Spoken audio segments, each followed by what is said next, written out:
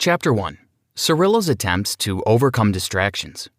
Picture the scene, a small village just north of Rome in 1987.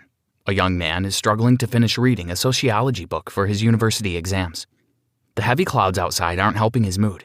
He has 3 of these books to finish in a short space of time, and the worry is starting to get to him. He reaches for a simple kitchen timer in an attempt to focus his mind. The Pomodoro Technique is born. After the first short burst of time, which he went on to call a Pomodoro, Cirillo found himself wanting to start another almost immediately. His confidence grew, and he knew he could finish the task in front of him. The remaining pages of the book were becoming fewer and fewer. Bursts of working time are called Pomodoros, mixed with short breaks. This technique was created back in 1987 and has helped millions of people worldwide beat procrastination. Cirillo came to realize that the distractions he was facing were completely in his own mind. His stress was focused on the need to complete the series of books, and his mind was working against him, trying to throw him off course with procrastination at every turn. This is surely a situation you've faced countless times yourself. Learning to focus isn't easy, with internal and external interruptions constantly around us. Perhaps you notice your stomach growling and decide to order some food. Or maybe you hear your phone pinging, informing you of a new email. Learning how to handle these distractions and interruptions is key to learning how to manage your time more effectively. The Pomodoro Technique allows you to focus but deal with anything that comes your way. Internal and external interruptions are inevitable, but it's how you deal with them that counts. Focusing your mind in a structured way will help. Cirillo suggests scribbling down any intrusive thoughts that enter your mind, such as the desire to check your social media channels, and dealing with them whilst you're on your break. By doing this, you're not ignoring them and forcing them to make themselves known, and you're making progress at the same time. The appearance of so many internal interruptions is our mind's way of sending us a message. We aren't at ease with what we are doing. Francesco Cirillo. Chapter 2. Are you distracted by the ticking clock? There are only so many hours in the day. When you have a lot to do within those hours, time can seem like it's working against you. It's easy to see a lack of time as a barrier towards doing what you need to do, but you can make time your friend by organizing yourself more carefully. For many people, having a deadline to meet or hearing a tick, tick, tick of a clock is a distraction in itself. This leads toward rushing your work, making mistakes, and not dedicating enough effort to the task at hand. All of these are missed opportunities. The Pomodoro Technique aims to help you align the number of hours you have available in the day with what you need to achieve. It gives you the power and stops you from feeling like a deadline is a reason to panic or procrastinate. The technique also allows you to track your progress and learn how to work more effectively in the future. Time as something that is fluid and which can be used effectively. Cirillo discovered that there are 2 main concepts that people face when it comes to time. The first is called becoming, and the second is a succession of events. Becoming is often the concept which causes the most stress and pressure because it always seems like there simply aren't enough hours in the day. Becoming is a concept of time that leads to measuring. Example, a set number of hours before you have to leave the house to go somewhere, therefore putting extra pressure on you to complete your tasks. Succession of events is simply the things you do as part of your daily routine. Example, getting out of bed, having your coffee, brushing your teeth, getting dressed, etc. Becoming is far more troublesome because it can lead to a sense of failure. When you feel like you're not going to get what you need to get done, you can easily feel like a slave to a total lack of time. The becoming element of time often causes stress because it leads us towards counting hours and minutes, realizing that we only have a set amount of time to complete our tasks. The Pomodoro Technique is therefore designed to focus on the becoming element and to help you feel more in control, therefore reducing the amount of stress that you will feel. It allows you to focus on the task you need and to avoid interruptions during your Pomodoros. It also serves as a motivation and helps you to achieve your overall aims, whether over the short term or long term. The Pomodoro Technique has 3 main aims. Number 1, to help you to see time in a way which doesn't cause you to feel stressed out or anxious. Number 2, to help you use your brain in a more focused and concentrated way. Number 3, using recording and improvement tools to help you improve your performance over time. The additional good news is that the Pomodoro Technique is actually very simple once you get into the finer details. Did you know? More than 2 million people across the world already use the Pomodoro Technique to improve their daily performance. Chapter 3. The 5 Stages of the Pomodoro Technique. The Pomodoro Technique has 5 main stages. Many people overlook the additional stages and simply focus on the main work blocks and breaks. However, this means you're not getting the optimal amount of benefit from the technique. The 5 stages of technique are planning, tracking, recording, processing, visualization. Using the 5 stages of the Pomodoro Technique means that you are continually improving your performance and not just getting through the day's work. The first stage is the planning stage. At this point, you sit down and work out what you need to do that day, creating a prioritized list. You then work through your Pomodoros and breaks, but track your progress at the same time, giving you important measurements on how long certain tasks take and how much energy they require. Recording is a task you complete at the end of every day, helping you to look back over your performance and identify patterns. Processing means you take the data you have compiled from your day's work and turn it into usable information. Example, learning that a set task takes you X amount of time, or that a specific distraction is a problem for you. The final step is visualization, giving you clarity of mind to focus on the following day's work. You don't need any fancy equipment to use the Pomodoro Technique. You simply need a kitchen timer, which allows you to track time, with an alarm and the ability to see the amount of time you have left. You also need to have sheets of paper which allow you to track and record information. You can have pre-printed sheets or simply track information using a table you draw out yourself. All you need is a standard kitchen timer and a few sheets of paper. The rest comes from focus and concentration during your Pomodoros. Chapter 4. Organizing your Pomodoros. When Cirillo created the Pomodoro Technique, he had to play around with the number of Pomodoros, also known as blocks of work, versus the number of breaks and how long they should last. He came to the decision that a full Pomodoro should take 30 minutes, consisting of a 25-minute long work block, followed by a break of 5 minutes. A traditional Pomodoro includes 25 minutes of work and a break of 5 minutes for a cycle of 4 times.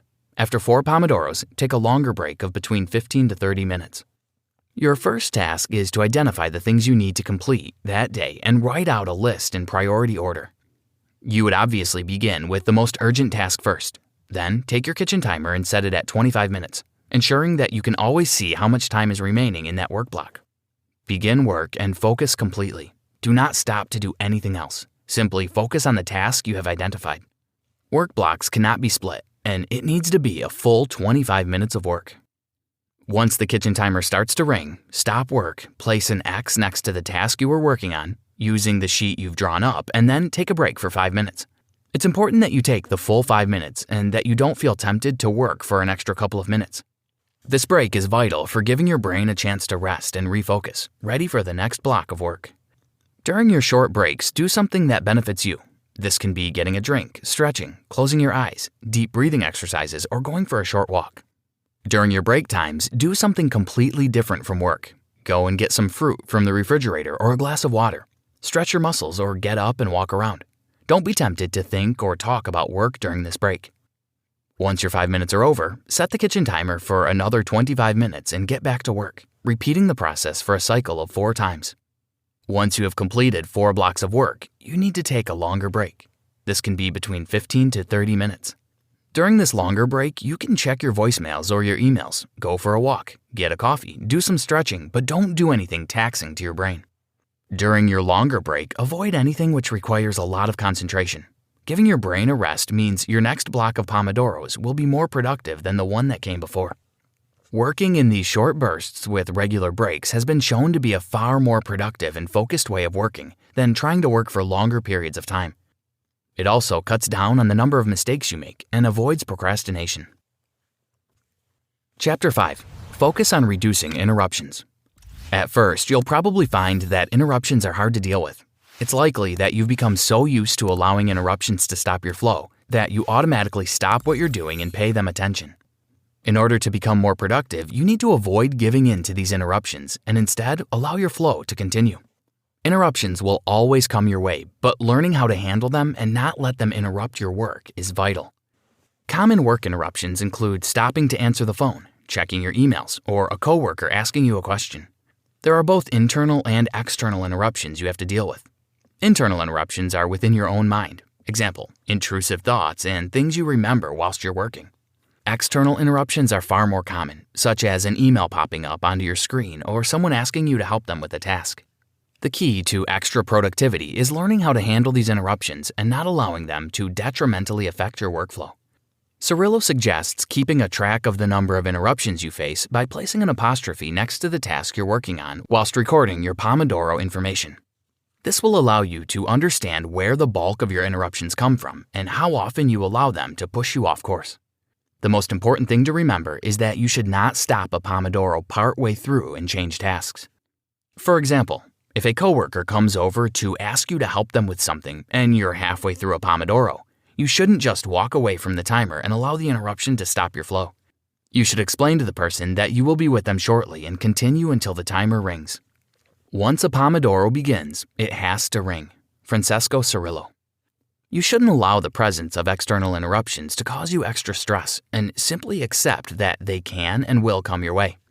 You can change how you respond to them, however. For instance, if the phone rings, allow it to go to voicemail and check on your longer break. Disable the email notification function and manually check your emails later in the day.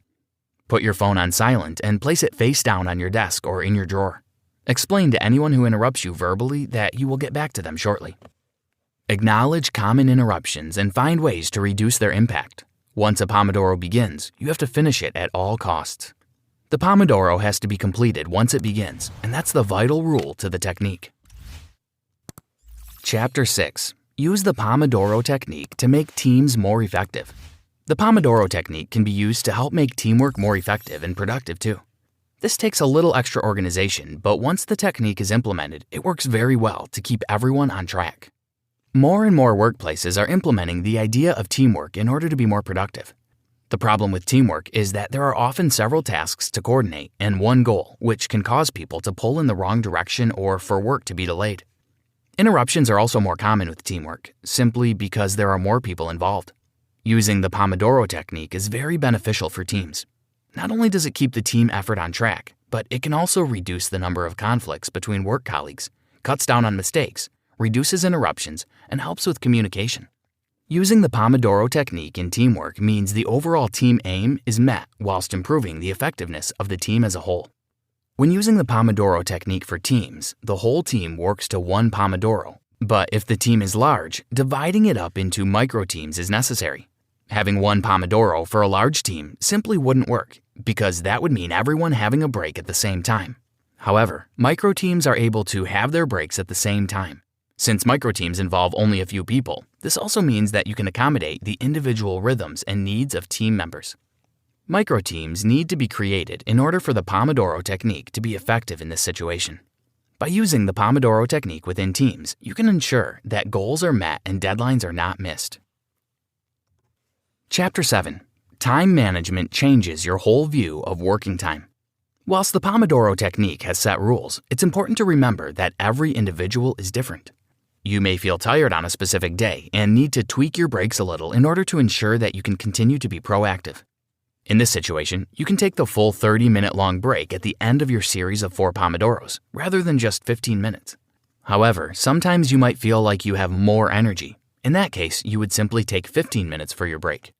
If you feel particularly tired one day, don't feel like you need to push yourself beyond your limits. Tweak your break times around and rest regularly.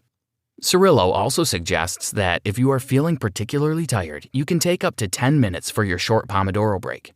But never go over this amount, as it will break your concentration level.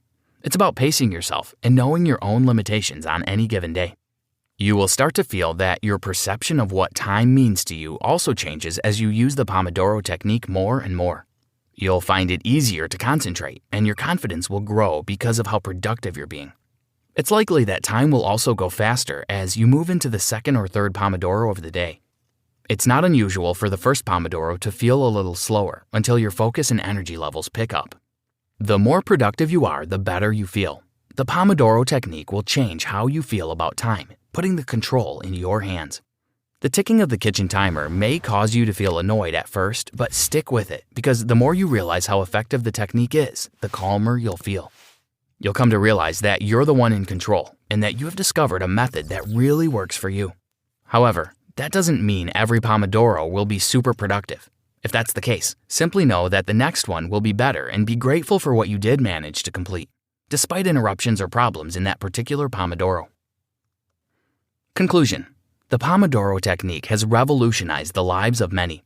Learning to take control of your time and use it in a way which gives you what you need means productivity is yours for the taking. The technique focuses heavily on the idea that working for long periods of time without a break isn't the most effective way. Your brain needs short breaks to focus and energize itself for the next block of work. These breaks also help you to remember items more effectively and cut down on the number of mistakes you may make. The Pomodoro Technique can be used for individuals or teams, and despite its rigid set of rules, it can be tweaked slightly to find the best route forward for you if you're feeling particularly tired on a given day. You should also use the technique to help you track and record data, which may help to make you far more productive in the future. Try this. Number 1, focus your mind by writing down a list of all the things you need to complete and placing them in number order, with 1 being the most important. Number 2, try using Pomodoro and assess how you feel. Did it make you feel empowered? Do you feel more in control? Number 3, keep a list of the interruptions you regularly face and work out how you can reduce their effects or avoid them completely.